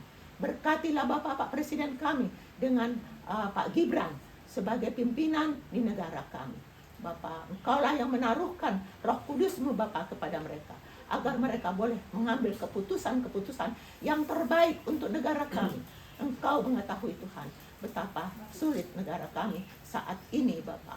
Tuhan, kasihanilah bangsa kami Tuhan. Berkatilah seluruh para pembantunya Bapak, menteri-menteri semuanya Tuhan, agar mereka juga senantiasa tulus hati mengerjakan pekerjaan yang dipercayakan oleh rakyat, oleh pemerintah kepada mereka. Tolonglah Bapak, agar mereka sungguh-sungguh dan rasa takut akan Tuhan dalam bekerja di pemerintahan, sehingga ada boleh damai sejahtera Tuhan di negara kami ini. Dan bagi banyak Tuhan di antara mereka daripada anak-Mu Tuhan, anak-anak-Mu yang menjadi menteri ataupun menjadi petinggi ya Bapak di negara kami, pakailah Tuhan mereka menjadi alat-Mu untuk menyampaikan kebenaran Tuhan, untuk senantiasa menunjukkan lilin-lilin, menjadi lilin-lilin yang menerangi ya Tuhan di dalam tugas-tugas mereka, sehingga Bapa melalui mereka nama Tuhan dipermuliakan. Kasihanilah mereka semua Tuhan, biarlah hasil pekerjaan mereka membuahkan hasil yang untuk memberikan damai sejahtera kepada seluruh rakyat Indonesia. Terima kasih Bapa yang baik. Bapa di surga, kami juga mau berdoa Bapa untuk kami yang sudah berulang tahun, 60 tahun. Oh Bapa, semua kami syukuri, semua panitia sudah melaksanakan tugas dengan berlelah-lelah. Oh Bapa, berkatilah semua mereka ya Tuhan yang telah melakukan tugasnya dengan baik, sehingga 60 tahun berjalan dengan sukacita bagi kami seluruh jemaat GKPI Menteng. Dan kami juga mau berdoa Bapa, dengan rasa syukur kami besok Tuhan akan ada perjamuan kudus di gereja kami dalam rangkaian ulang tahun GKPI yang ke-60 tahun. Oh Bapa, kami mohon Tuhan, biarlah semua boleh hadir Bapa di gereja kami untuk melaksanakan perjamuan kudus rasa syukur kami ya Tuhan. Oh Bapa, biarlah semua Tuhan jemaat kami datang Bapa penuh sukacita mengikuti semua acara untuk esok hari Bapa. Tolonglah Tuhan. Dan besok juga Bapa ada acara penghiburan dalam rangka keberangkatan dari putri kami Cantika Borusitorus. Oh Bapa, biarlah kami juga boleh hadir Tuhan di tempat penghiburan ini, agar penghiburan ini boleh menjadi penghiburan kepada keluarga, terutama Ibu Waro dan keluarganya dan seluruh keluarga Sitorus. Tolonglah kami Tuhan, berkatilah kami semua agar kami bisa datang Bapa mengikuti daripada acara penghiburan ini. Terima kasih ya Tuhan, terima kasih Bapa yang baik. Bapa di surga, kami tak lupa berdoa untuk keluarga kekasih kami, keluarga Manurung yang telah menyediakan tempat untuk kami untuk beribadah di rumah ini Bapa. Tuhan, biarlah Tuhan peribadatan ini boleh termulia Bapa di rumah ini Tuhan, boleh membawa sukacita bagi keluarga. Bagi kami berdoa Tuhan untuk Bapak jadi Manurung, biarlah menjadi imam di tengah-tengah keluarga ya Bapak, dan juga Ibu Boru Raja Kuku menjadi tiang doa Tuhan yang tidak habis-habisnya di keluarga ini, sehingga doa-doa Ibu dan seluruh keluarga Bapak menjadi sampai kepada Tuhan, dan itu menjadi sukacita bagi keluarga dan juga Bapak menjadi berkat bagi keluarga. Anak-anak yang masih studi, yaitu Bapak yang di Semarang maupun yang ada di sini, berkati mereka Bapak dalam studi mereka agar semuanya sukses Bapak. Dalam anak kami Abednego yang sedang sekolah ya Bapak, berkati dia senantiasa Tuhan, berkati Bapak, biarlah guru bisa mengajarkan dia dengan sebaik-baiknya agar anak kami Abednego cepat bisa Tuhan mengikuti semua pelajaran-pelajaran yang diberikan kepadanya di sekolah. Oh Bapak, terima kasih semuanya, terima kasih Bapak. Oh Bapa di sorga, kami juga nanti tak lupa berdoa apabila kami nanti pulang ke rumah kami masing-masing. Sertai kami Tuhan di perjalanan-perjalanan kami. Manapun kami Tuhan, apakah ke gereja ataupun ke rumah kami masing-masing. Lindungi kami semua, tibakan ke tujuan dengan selamat. Dan kami mohon Bapa, apabila kami pulang, berkat-Mu ya Bapa yang berkelimpahan itu, biarlah tinggal di rumah ini, menetap di rumah itu Tuhan, rumah ini Bapa, sehingga keluarga aman menurun dan Ibu Raja Kukuh boleh bersuka cita senantiasa, penuh damai sejahtera di rumah ini. Terima kasih Tuhan Bapa yang baik. Bapa di surga, di atas semuanya Tuhan, kami mohon ampun akan salah dan dosa kami yang kami perbuat melalui perkataan, pikiran, perbuatan yang tidak berkenan kepada Tuhan, juga kepada sesama kami, agar kami layak memohon kehadirat-Mu ya Bapa. Bapa di surga, namun masih banyak yang kami akan pohonkan kepada Tuhan.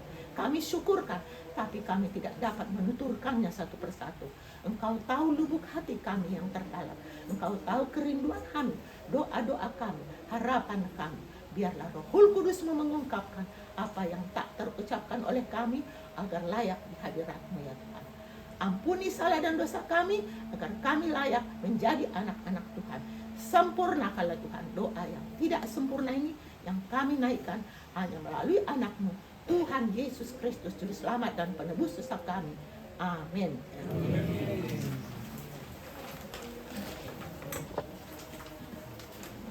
Untuk mengantar pemberian persembahan kita bernyanyi dari Kidung Jemaat 389 ayat 1 sampai 2.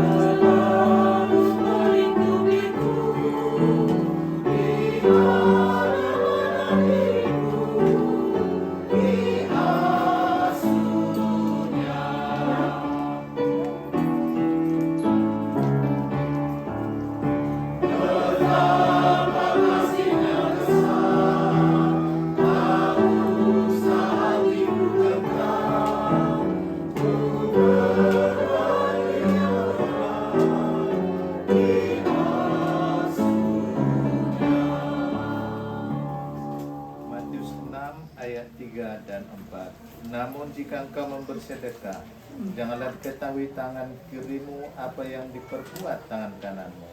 Hendaklah sedekahmu itu diberikan dengan tersembunyi, maka Bapamu yang melihat yang tersembunyi akan membalasnya kepadamu. Amin. Mari kita serahkan persembahan kita.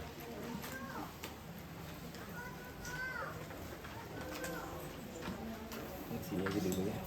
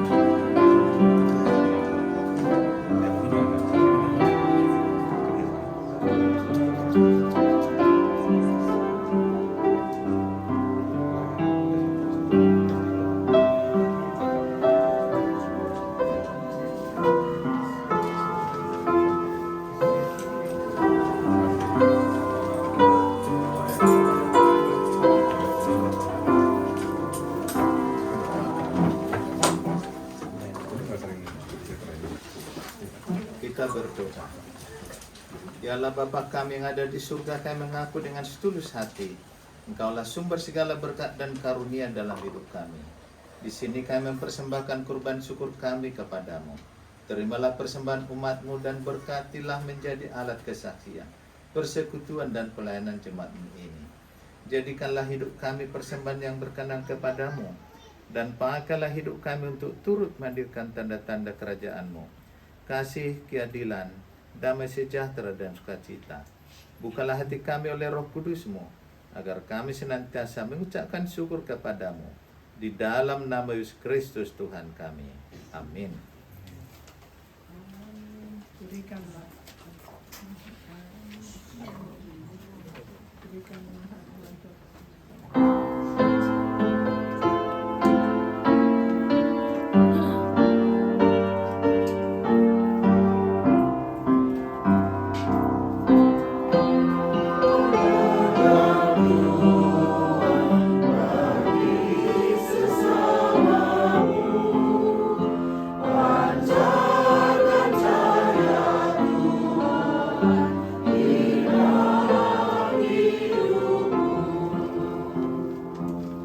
Mari kita berdoa bersama doa Bapa kami.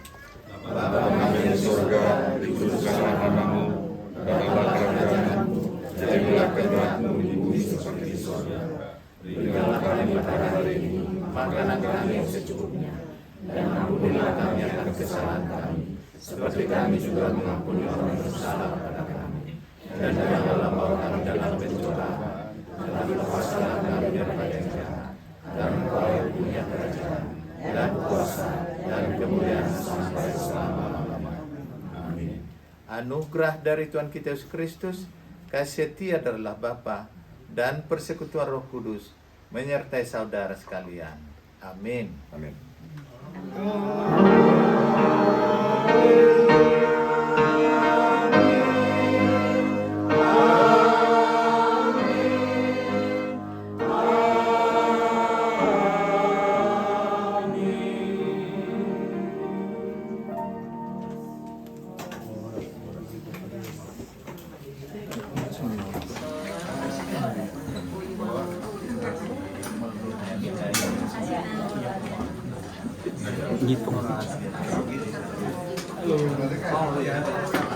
Hati-hati di kursi di belakang ya.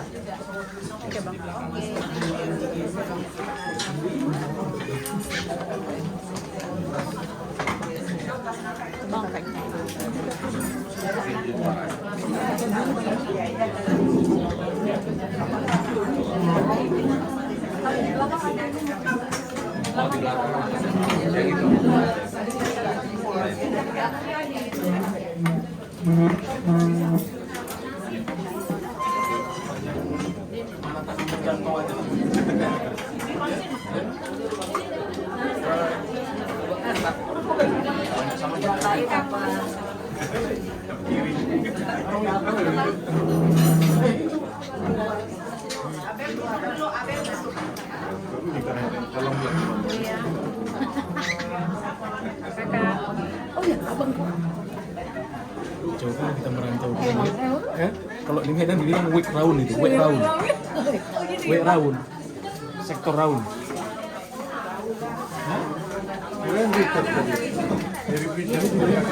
Kami dilempar ke itu oleh Google Map ke stasiun Ciputat. Jangan bercema, bagus ya. Makanya itu ada naikkan jembatan naik tuh. Gitu tuh ngambil kiri ke bawah, udah di situ perjalanan.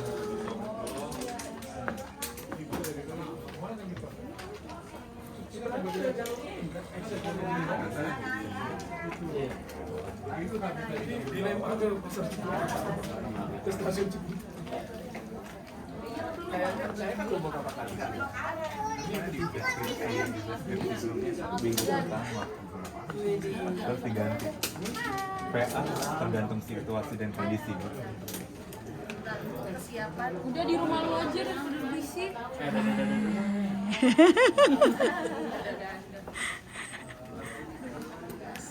Kak Krisya mau pulang boleh, itu kan rumahnya tuh. Sama kan bajunya. Nanti nih pendeta semua umat yang hadir. Terima kasih juga Kak Dora dan ke Bang Nelson yang memperkenalkan saya dengan GKPI Menteng. Jadi, itu blessing bagi kami juga bisa background kita kan saya HKBP, Mbak Yuni HKI tapi we join di GKPI. Ini dong W-nya GKPI. So thank you semua juga teman-teman yang ada di luar. Pesannya apa sesudah menjadi GKPI? I'm happy and happy. Tadi itu udah refleksikan dari ucapannya beliau tadi itu, itulah. GKPI Natu Dosan. Sabas katanya. Sabas marga GKPI. Baik, kita berdoa sebelum kita menikmati berkat dari Tuhan. Kita berdoa. Kami bersyukur Tuhan kepadamu pada siang hari ini, firman-Mu yang mengingatkan kami bagaimana Tuhan yang sudah mengasihi kami terlebih dahulu, sehingga kami umat-Mu yang telah Engkau panggil menjadi anak-anak Tuhan, menjadi pengikut Tuhan, boleh mengasihi sesama kami. Tidak pekerjaan yang mudah, namun kami percaya dengan pertolongan dan anugerah Tuhan yang terus kami pohonkan hari lepas hari akan memampukan kami untuk menjadi pelaku firman Tuhan. Terima kasih Bapa di surga, terima kasih untuk firman-Mu dan berkat-berkat-Mu yang sebentar akan kami nikmati juga. Biarlah Engkau memberkati makanan minuman yang siapkan agar menjadi sumber kesehatan yang baru bagi hidup kami dan semakin menyadari keterbatasan kami. Dan biarlah kami terus mau bergantung kepada Tuhan, anugerah-Mu hari lepas hari. Terima kasih untuk tangan-tangan yang sudah menyediakan juga, Engkau berkati juga saudara-saudara terkasih kami yang juga boleh membawakan berkat bagi kami. Inilah doa kami dan kerinduan kami, puji-pujian kami kepadamu. Di dalam nama Tuhan Yesus Kristus kami berdoa dan mengucap syukur. Amin. Amin.